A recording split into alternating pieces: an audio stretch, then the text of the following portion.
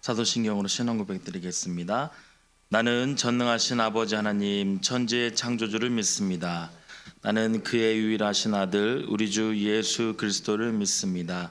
그는 성령으로 잉태되어 동정녀 마리에게서 나시고 본디오 빌라도에게 고난을 받아 십자가에 못 박혀 죽으시고 장사된 지 사흘 만에 죽은 자 가운데서 다시 살아나셨으며 하늘에 오르시어 전능하신 아버지 하나님 우편에 앉아 계시다가 거기로부터 살아있는 자와 죽은 자를 심판하러 오십니다. 나는 성령을 믿으며 거룩한 공교회와 성도의 교제와 죄를 용서받는 것과 몸의 부활과 영생을 믿습니다. 아멘. 찬송가 278장입니다. 찬송가 278장입니다.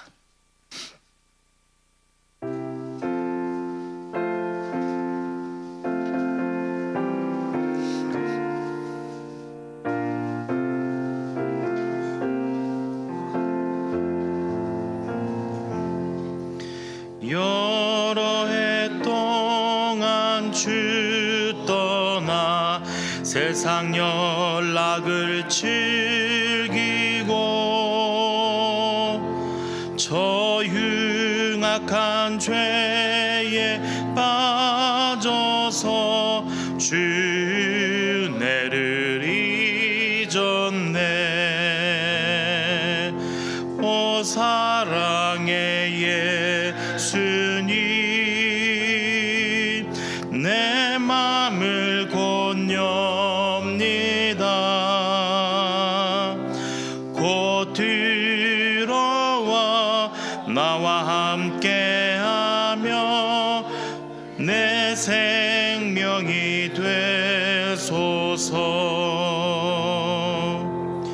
죄악의 죽은 인생을 심히 불쌍히 여기사 저 하늘의 영광 버리고 이 세상에 오셨네. 오 사랑의 예수님 내 맘을 곧 엽니다. 곧 들어와 나와 함께하며 내 생명이 되소서. 홍포를 입은 그 주는 가시면류관 쓰시고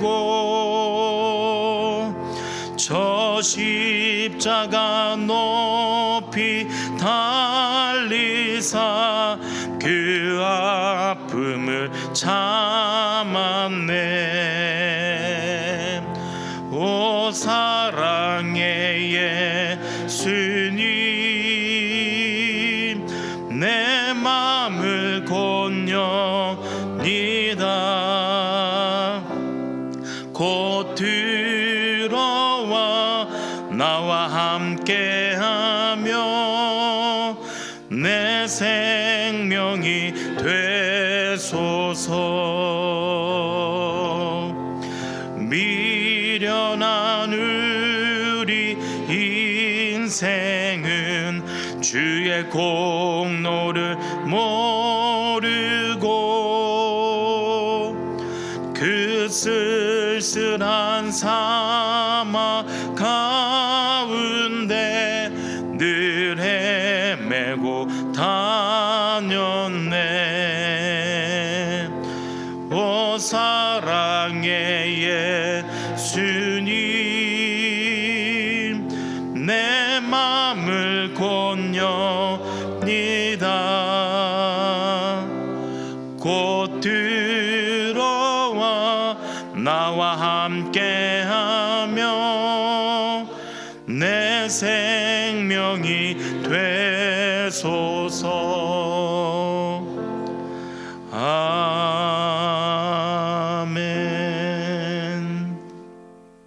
하나님 말씀 예레미야 애가 2장 1절에서 10절까지의 말씀입니다. 예레미야 애가 2장 1절에서 10절까지의 말씀 함께 교독으로 보신 후에 마지막은 함께 합독으로 읽겠습니다. 슬프다 주께서 어찌 그리 진노하사 딸 시온을 구름으로 덮으셨는가. 이스라엘의 아름다움을 하늘에서 땅에 던지셨으며 그의 진노의 날에 그의 발판을 기억하지 아니하셨도다. 주께서 야곱의 모든 거처들을 삼키시고 긍휼히 여기지 아니하셨으며 노아사 딸 유다의 견고한 성체들을 허물어 땅에 엎으시고 나라와 그 지도자들을 욕되게 하셨도다. 맹렬한 진노로 이스라엘의 모든 뿔을 자르셨으며 원수 앞에서 그의 오른손을 뒤로 거두어 들이시고 맹렬한 불이 사방으로 불사름같이 야곱을 불사르셨도다. 원수같이 그의 활을 당기고 대적처럼 그의 오른손을 들어 서서 눈에 드는 아름다운 모든 사람을 죽이셨으며 딸 시온의 장막에 그의 노를 불처럼 쏟으셨도다. 주께서 원수같이 되어 이스라엘을 삼키셨으며 그 모든 궁궐들을 삼키셨고 견고한 성들을 무너뜨리사 딸 유다의 근심과 애통을 더하셨도다. 주께서 그의 초막을 동산처럼 헐어버리시며 그의 절기를 폐하셨도다. 여호와께서 시온에서 절기와 안식일을 잊어버리게 하시며 그가 진노하사 왕과 제사장을 멸시하셨도다. 여호와께서 또 자기 제단을 버리시며 자기 성소를 미워하시며 궁전의 성벽들을 원수의 손에 넘기셨음에 그들이 여호와의 전에서 떠들기를 절기의 날과 같이 하였도다. 여호와께서 딸 시온의 성벽을 헐기로 결심하시고 줄을 띠고 무너뜨리는 일에서 손을 거두지 아니하사 성벽과 성곽으로 통곡하게 하셨음에 그들이 함께 쇠하였도다. 성문이 땅에 묻히며 빗장이 부서져 파괴되고 왕과 지도자들이 율법 없는 이방인들 가운데에 있으며 그 성의 선지자들을 여호와의 묵시를 받지 못하는도다. 함께 읽겠습니다. 딸 시온의 장로들이 땅에 앉아 잠잠하고 티끌을 머리에 덮어 쓰고 굵은 배를 허리에 둘렀으며 예루살렘 처녀들은 머리를 땅에 숙였도다. 아멘. 기도하겠습니다. 좋으신 아버지 하나님 은혜를 감사합니다. 지난 간밤에도 저희들을 주님 품 안에서 편히 쉬게 해주시고 또 이 새벽에도 저희들을 주 앞에 불러주심을 감사합니다. 오늘도 저희들에게 새날 주시고 또 생명 주시고 건강 주셨는데 이 한 날도 주님과 더불어 동행하게 하시고 주를 기쁘시게 하는 한 날 되게 하여 주옵소서. 이 새벽에도 기도의 영을 부어주시고 저희들로 하여금 마땅히 간구할 것들로 기도할 수 있게 하여 주옵소서. 주님께 1,000번째 예물과 또 11조 예물을 드립니다. 믿음으로 또 순종으로 감사로 드리는 예물을 주님께서 기뻐 받으시며 약속하신 하늘의 복과 땅의 복으로 충만하게 채워 주옵소서. 주의 은혜로 종의 가정들을 형통케 해주시며 그 자녀들을 축복하여 주옵소서. 예수님의 이름으로 축복하며 기도하옵나이다. 아멘. 이 새벽에도 주의 은혜와 축복이 함께 하시기를 축원합니다. 오늘부터 2박 3일 동안 이제 40년 봉사자 세 번째 위로에 갑니다. 저희 교회 참 헌신자들이 많아요. 3년을 할 만큼 많은데 지난번처럼 또 비행기가 결항되는 일 없이 좋은 날씨 속에 잘 다녀올 수 있도록 기도해 주시기 바랍니다. 이 예레미야 애가는 예루살렘이 멸망할 때, 이스라엘이 멸망할 때 그 멸망을 지켜보면서 그 슬픔을 노래한 것이 이제 이 애가서입니다. 그래서 1장에서는 그 하나님께서 심판하신 그 이제 심판의 그 모습들을 보면서 슬퍼하는 이제 그런 내용이었다면 이제 2장에서는 주어가 하나님입니다. 그러니까 하나님께서 이들에게 진노하시는 내용을 이제 구체적으로 묘사하고 있습니다. 그래서 1절에 보시면 슬프다. 주께서 어찌 그리 진노하사 딸 시온을 구름으로 덮으셨는가. 이게 이제 다예요. 이게 이제 하나님께서 이스라엘 백성들에 대해서 진노하셨고 그래서 그에게 이제 진노하신 내용을 구름으로 덮었다. 이렇게 이제 표현하고 있죠. 그 구름으로 덮인 내용이 뭔가 그게 이제 1절 이하에 쭉 기록이 되어져 있습니다. 그래서 5절까지는 국가가 파괴되는 모습을 이렇게 묘사하고 한 것이라면 이제 6절, 7절은 이제 종교 제도들을 하나님께서 파괴시키는 그런 모습들이 나와 있고, 그다음에 8절에서 10절까지는 백성들의 그런 파괴되는 모습들이 거기에 이제 쭉 나와 있습니다. 그래서 보면 좀 섬뜩하죠. 하나님께서 진노하시는 내용들이 쭉 나와 있는데 이제 그 목록들을 한번 여러분들이 이렇게 묵상을 해보셔야 되는 겁니다. 별로 좋은 내용은 아니지만 거기 1절에 보시면 이제 제가 이제 키워드만 말씀을 드리면 이스라엘의 아름다움을 하나님이 파괴하셨죠. 그 다음에 뒷부분에 가시면 그의 발판, 그래서 발판이라는 것은 성소를 두고 말합니다. 그 성소를 하나님께서도 파괴하셨고, 2절에 가시면 야곱의 모든 거처들, 그들이 사는 곳이죠. 그 다음에 딸 유다의 견고한 성체들, 그리고 나라와 그 지도자들을 하나님께서 다 파괴하십니다. 그리고 3절에 가시면 이스라엘의 모든 뿔, 그리고 야곱을 이렇게 나오죠. 그 다음에 이제 4절에 가시면 눈에 드는 아름다운 모든 사람들, 그 다음에 딸 시온의 장막 이렇게 나오고, 그 다음에 이제 5절에 가시면 이제 이스라엘과 그 모든 궁궐들, 견고한 성들, 또 이 딸 유다의 근심과 애통을 대했다. 이제 이렇게 표현들이 나옵니다. 그 다음에 이제 6절과 7절에 가시면 그의 초막들, 그 다음에 그의 절기, 그 다음에 시온에서 하는 절기와 안식일들, 왕과 제사장들, 이런 것들을 하나님이 다 심판을 하십니다. 그리고 또 7절에 가시면 자기의 제단, 자기 성소, 궁전의 성벽, 이런 거죠. 이런 것들 하나님이 다 파괴시키시고요.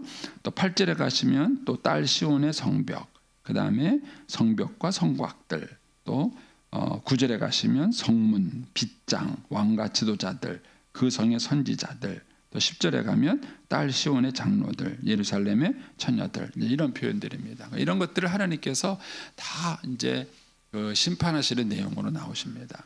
여기서 이제 우리가 아주 중요한 것을 하나 관찰할 수 있습니다. 그것은 이전에는 하나님이 이스라엘의 보호자셨어요. 이스라엘의 보호자고 피난처고, 다윗의 표현을 빌리면은 이스라엘의 산성이고 병거고 마병이고 그랬습니다. 그런데 지금은 그 하나님이 이스라엘에 대해서 전혀 태도를 바꿔서 이스라엘을 심판하시는 자로 바뀌어요. 그 차이가 뭘까? 그게 바로 죄입니다. 그러니까 이스라엘 백성들이 죄를 짓기 전에는 하나님은 이스라엘의 보호자였어요. 그리고 이스라엘의 산성이고 병거였습니다. 이스라엘을 축복하는 그런 자였어요. 그런데 이스라엘 백성들이 불순종하고 죄를 짓게 되니까 그 똑같은 하나님이에요. 근데 그 똑같은 하나님이 이번에는 이스라엘의 심판자가 된 겁니다. 그 심판도 굉장히 잔인하고 무서운 심판자가 되는 것입니다. 그래서 죄가 무서운 것입니다. 죄는 하나님과 우리 사이의 관계를 완전히 바꿔버리는 겁니다. 이것을 좀 하나님과 우리 사이에 비교하기가 좀 어려우시면 우리가 이제 부부 사이도 비교해 볼 수 있어요. 부부 사이도 보세요. 둘이 결혼해가지고 상대방을 위해서 헌신하고 정말 남편은 아내를 위해서, 아내는 남편을 위해서 살아가요. 근데 어느 날 죽고 못 살던 그들이 막 원수가 돼서 싸워요. 뭐 때문일까요? 죄 때문에 그런 거예요. 남편이 바람을 폈다. 그러면 그 순간 달라지는 거예요. 뭐 그전에 순한 양 같고 그렇게 남편에게 잘하던 그런 아내가 남편이 바람 폈다. 그 순간 막 돌변해가지고 막 그냥 무서운 사람으로 바뀌는 거예요. 똑같은 사람이에요. 똑같은 사람인데 그 사람이 관계가 바꿔지는 것입니다. 이게 죄입니다. 그러니까 하나님이 왜 죄를 그렇게 미워하시는가? 그거는 죄가 모든 관계를 순식간에 180도 바꿔버리기 때문에 그래요. 근데 사람들이 이 죄를 가볍게 생각해요. 이 죄가 얼마나 심각한지에 대해서 생각하지 않습니다. 그런데 죄 때문에 하나님이 이전에는 이스라엘의 보호자요, 목자요, 산성이었던 분이었는데 그러면 그 죄가 들어오는 순간 지금은 이렇게 무서운 심판자로 하나님이 변하신 것입니다. 따라서 저와 여러분이 인생을 살아가는 동안에 죄를 가볍게 보시면 안 됩니다. 죄를 가볍게 보시면 안 되고 죄를 용납하시면 안 되는 거예요. 그런데 우리는 그걸 너무 소홀하게 볼 때가 많습니다. 그리고 오늘날 우리 시대에는 이런 것들이 죄책감이 사라진 시대가 지금 우리 시대가 살고 있는 시대예요. 죄책감이 사라진 시대입니다. 그러다 보니까는 사람들이 죄를 너무 가볍게 여기십니다. 만약에 여러분 자녀들이 죄를 지은 것과 그 다음에 성적이 떨어진 것과 어떤 게 더 심각하세요? 자녀들을 징계할 때, 여러분들 자녀들을 혼내실 때 자녀가 성적이 떨어지는 거하고 그 다음에 죄를 지어, 예를 들어서 컨닝을 해도 성적만 오르면 되는 건가요? 예? 그는 부모들이 이런 문제에 대해서 요즘 부모들이 관심이 없으세요. 예, 우리 아이가 정말 정직한가, 하나님 앞에 떳떳한가, 죄를 짓지 않는가, 이런 데 관심이 없으세요. 오늘 우리 사회가 얼마나 성공 만능주의로 가느냐 하면은 그냥 성적이 좋은가, 서울대학을 갔는가, 뭐 사법고시를 합격했는가, 과정을 중요시 여기지 않는 시대가 되어버린 거예요. 그러니까 이런 것들을 하다 보니까 죄를 굉장히 가볍게 보는 시대가 오늘 우리 시대가 돼버린 것입니다. 그러니까는 동성애를 막 주관해도 문제가 안 되는 거예요. 이번에 이제 저희 아들이 미국 여행 갔다가 이제 지난주에 왔는데 그런 재미있는 얘기를 하더라고요. 이제 간 팀들이 목사님들이거든요. 목사님들 그 틈바구니에 끼어서 가다 보니까 가는 장소들이 뻔한 거예요. 그래서 아펜셀러를 파견한 그 교회, 그다음에 언더우드를 파견한 교회, 이렇게 이제 답사를 해보고 싶은 거예요. 우리나라 첫째 복음을 전한 교회니까. 그래서 갔는데 아펜셀러를 파견한 교회를 가서는 은혜를 받았어요. 근데 언더우드를 파견한 교회를 갔다가 충격을 받은 거예요. 왜냐면은 언더우드를 파견한 그 교회에 그 예배당 그 정문에 뭐가 붙어 있느냐면요, 무지개 국기가 서 있는, 뭔지 모르시죠? 동성애 옹호장. 언더우드를 파견한 그 교회가 지금은 동성애를 옹호하는 교회가 되어버려요. 세월이 지나서 이게 변한 거예요. 거기 갔던 목사님 중에서 장로교 목사님들이 충격을 받은 거예요. 네, 우리나라에 복음을 전해줬던 그 교회가 지금은 동성애 옹호단들의 교회가 된 거예요. 그러면 미국이라는 나라가 저렇게 든든하게 서 있지만, 그러나 죄가 그 죄를 관가시킨다면 하나님께서 그 나라를 결코 가만두지 않으십니다. 근데 우리는 이 문제에 대해서 굉장히 가볍게 생각하는 거예요. 그래서 오늘 여기에 나와 있는 이 묘사된 이 표현들을 좀 우리가 깊게 생각해 볼 필요성이 있습니다. 이스라엘에게 죄가 들어왔을 때에 하나님이 어떻게 배경한가? 아마 이제 여러분들은 잘 실감이 나지 않으시겠지만, 지금 이제 이 에레미야 애가를 지은 사람은 나라가 망하는 것을 눈으로 보고 있는 거예요. 이 아름답고 좋았던 나라가 어떻게 이렇게 망하고 있는가라는 거에 대해서 굉장히 충격을 받고 있는 거예요. 그런데 이제 그 충격이 바로 이스라엘의 죄 때문에 그런 것이지요. 그 다음에 이제 6절과 7절을 가면 이제 우리의 관심을 끄는 것들이 또 있습니다. 하나님께서 무엇을 심판하시느냐면은 6절에 주께서 그의 초막, 여기서 초막이라는 것은 이스라엘을 의미하는 그런 표현들인데 그거를 동산처럼 헐어버리셨어요. 그리고 그의 절기가 뭡니까?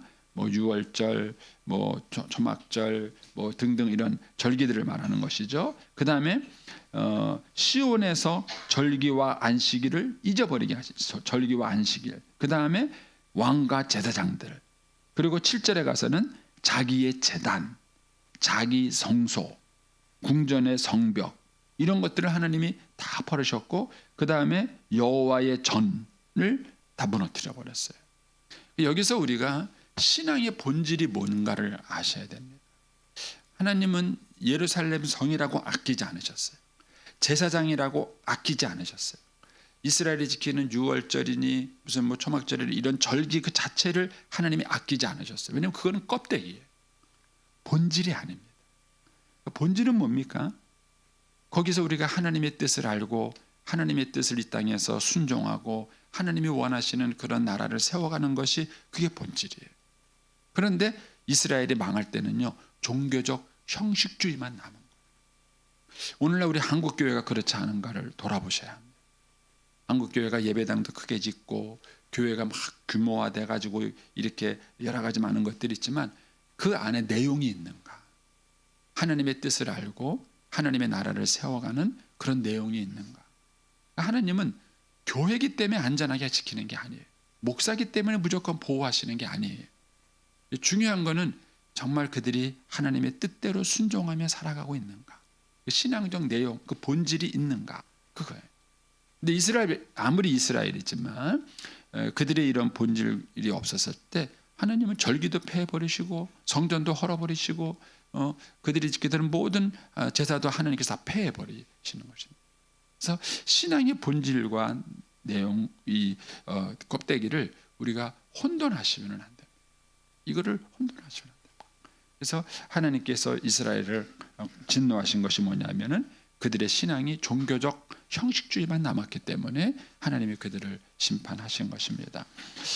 한 가지 더 우리가 이제 묵상해 볼 수 있는 것은 뭐냐면은 하나님이 이스라엘을 부르는 칭호예요. 거기 보면 1절에 슬프다 주께서 어찌 그리 진노하사 딸 시온을, 그러니까 시온은 우리를 말하면 서울이죠. 예루살렘 성을 말하는데 이거를 딸 시온 이렇게 부릅니다. 2절에 가셔서 중간에 보면은 딸 유다 이런 표현 나오죠. 유다는 이스라엘을 말하는 겁니다. 이때 북이스라엘은 망했었고 지금 남유다가 지금 망해가는 상황인데 이 남유다라 그래서 딸 유다 이렇게 표현을 했습니다. 그 다음에 4절에 가시면은 뒷부분에 딸 시온 이런 말이 나오죠. 딸 시온의 장마. 그리고 5절에 가서도 끝부분에 가면 딸 유다 이런 표현 나오죠. 딸 유다 이렇게 나오고 그 다음에 8절에 가셔서도 여호와께서 딸 시온 이렇게 표현하셨죠. 그 다음에 10절에 가서도 딸 시온 이렇게 표현해요. 이런 표현들이 계속 반복이 돼요. 이 얘기는 하나님께서 이스라엘 백성을 딸처럼 보시는 거예요. 근데도 채찍을 드시는 거예요. 이분이 하나님이세요. 하나님은 사랑의 하나님이면서도 공의의 하나님이십니다. 그래서 하나님이 사랑하는 딸의 죄를 간과할 수 없으신 거예요. 그리고 이들을 계속 딸 시온, 딸 유다 이렇게 부르시는 것은 이 하나님의 진노의 크기는 동시에 사랑의 크기인 거예요. 하나님이 이들을 사랑하셨기 때문에 이들에게 진노하신 겁니다. 이 애가를 지은 사람은 지금 그걸 보는 거예요. 그래서 이 뒷부분에 가서 이제 예레미야 애가 뒷부분에 가서 이제 우리가 그런 내용을 또 묵상하게 될 텐데 이 사람이 하나님이 진노가 얼마나 무섭게 이스라엘을 심판하시는가 하면서 하나님의 진노와 죄의 무게를 느끼면서 또 한쪽으로는 그 진노 속에서 하나님이 이스라엘 백성을 여전히 사랑하시는 그 사랑의 크기를 동시에 보고 있는 것입니다. 그래서 우리가 하나님께 매를 맞지만 사랑을 보지 못하면은 매를 잘못 맞는 거예요. 괜히 헛수고 하는 것입니다. 제가 이제 언젠가도 말씀을 드렸지만 제가 저희 딸을 징계하다가 이제 그걸 느낀 거예요. 이제 제가 그 당시에는 배운 대로 교과서적으로 이제 아이를 막 이렇게 기르고 막 그랬을 때인데 이제 애를 때리면서 이제 너 왜 맞는 거지? 아빠가 널 왜 때리는 거지? 이렇게 하니까 이제 걔가 자기 잘못한 거 알아요. 왜냐면은 반드시 3번은 경고하고 때리거든요. 이렇게 하면 안 된다고 아빠가 얘기했어. 다음에 또 이러면 혼나? 얘기했어요. 그러면 또 반복해요. 애니까 또 잘못하죠. 그러면 이제 또 붙잡아 놓고 얘기합니다. 아빠 이렇게 하면 안 된다 그랬지? 이렇게 하면 종아리 몇 대 맞는다 그랬어? 3대. 이렇게 얘기해요. 그러면 다음에 진짜 맞을 거야. 조심해. 그 얘기해요. 또 반복해요. 각인 안 되니까요. 그리고 몇 번 경고를 주고 난 다음에 때립니다. 이제 이렇게 하면 몇 대 맞는다 그랬지? 종아리 3대 회초리 가져와. 그러면 이제 정말 인정사정 보지 않고 때립니다. 야무지게 애를 때려요. 그런데 저한테 매를 맞고는 저한테 안겨요. 저는 처음에 그게 제가 당혹스럽더라고요. 제가 때렸는데 제가 회초리를 딱 내려놓자마자 아빠 하고 안기는데 순간 제가 이게 뭐 감정이 제 스스로가 막 혼돈이 되는 거예요. 근데 곰곰이 생각해 보니까 걔가 맞는 거예요. 근데 그 아이는 아빠가 자기를 때렸다고 생각하지 않는 거예요. 자기가 잘못해서 맞았다고 생각하는 거예요. 그러니까는 매를 맞고 난 다음에 때린 저한테 맞았으면 엄마한테 가야 되는데 저한테 맞고 저한테 안기는 거예요. 그러면서 제가 많은 걸 느꼈습니다. 우리가 하나님과 원만한 관계를 갖고 있다면 하나님께 징계를 받아도 하나님을 좋아하게 돼 있어요. 왜냐하면 제대로 깨달은 거예요. 하나님이 나를 미워하신 것이 아니라 하나님이 내 죄에 대해서 내 불순종에 대해서 하나님이 나를 징계하시는 거예요. 이게 징계를 바르게 받는 거예요. 이 예레미야 애가를 지은 사람은 지금 이 슬픔 중에서도 그런 하나님의 사랑을 느끼는 겁니다. 하나님이 딸 시온을 향해서 이렇게 진노하시지만 그러나 그 이면에는 이들을 향한 사랑과 애착을 보고 느끼는 것입니다. 저와 여러분이 오늘 한 날을 살아갈 때에도 하나님하고 복된 관계를 갖게 되기를 바랍니다. 그러려면은 죄를 가볍게 보시면 안 돼요. 그리고 여기서 보시는 것처럼 순식간에 축복이 저주로 변한 거예요. 예, 우리 자녀들이 정말 평생을 하나님의 은혜 속에 살아가려고 한다 그러면 죄를 멀리하는 아이들로 가르쳐야 합니다. 공부는 조금 못할 수 있어요. 괜찮습니다. 공부를 조금 못해도 하나님이 축복하시면 그 아이는 크는 거예요. 그런데 겉보기에 조금 잘하는 것 같아도 그 아이가 죄를 가볍게 본다면 궁극적으로는 하나님의 심판대 앞에 서게 되는 것입니다. 우리가 이 시대에 우리 아이들을 하나님 마음에 합한 자로 또 잘 세워갈 수 있게 되기를 축복합니다. 네, 기도하겠습니다.